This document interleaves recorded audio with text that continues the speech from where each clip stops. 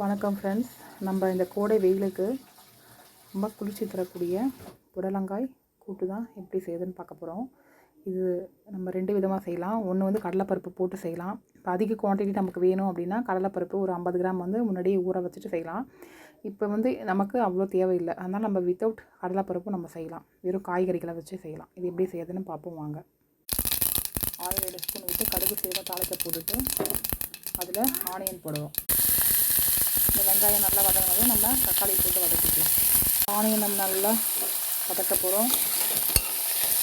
அதோட பூண்டும் ஒரு 10 பல் பூண்டு, கருவேப்பிலை தாளிக்க எல்லாமே போட்டு நம்ம நல்லா வதக்கிக்கலாம்.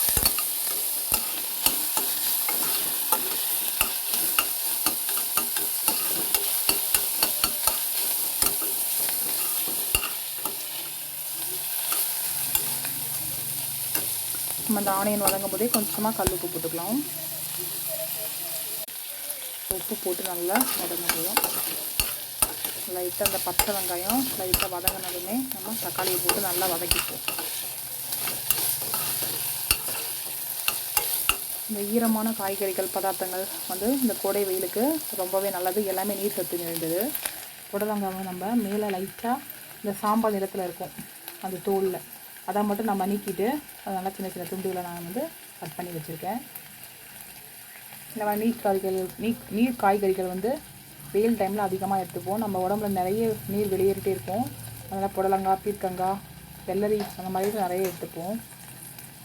இது நம்ம தேங்காயும் சேர்க்கலாம். வேர்க்கடலை பொடி சேர்த்தா இன்னும் டேஸ்ட் அட்டகாசமாக இருக்கும். இது செஞ்சு பார்த்துட்டு எப்படி இருக்குன்னு சொல்லுங்கள். நீர் காய்கறிகள் சேர்க்கும்போது நம்ம பெருங்காயம் லைட்டாக ஆட் பண்ணிக்கணும். அப்போ தான் நம்ம தலைவலி, தலைபாரம் அந்த மாதிரிலாம் இருக்காமல் செரிமானமும் ஈஸியாக நடக்கும். வதங்கிடுச்சு. நம்ம தக்காளி சேர்த்து வதக்குறோம்.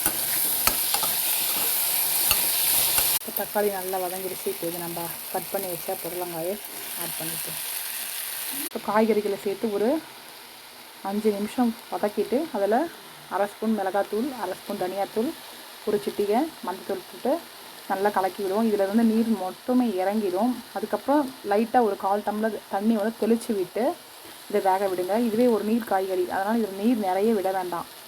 இதில் இருக்கிற தண்ணியே வந்து நல்லா ஹீட்டுக்கு இறங்கி வந்து அப்படியே நல்லா வெந்துக்கும். ஸோ இதுக்கப்புறம் நம்ம இதில் வேர்க்கடலை பொடியோ இல்லை தேங்காய் தூளோ ஆட் பண்ணிக்கலாம். அவங்கவுங்க டேஸ்ட்டுக்கு நம்ம ஆட் பண்ணி நல்லா டேஸ்ட்டாக இருக்கும். இது சைட் டிஷ்ஷாகவும் வச்சுக்கலாம். பெசரி சாப்பிட்றதுக்கு சாதத்துக்கும் நல்லாயிருக்கும். ரசம் வச்சுட்டா போதும். செஞ்சு பாருங்கள்.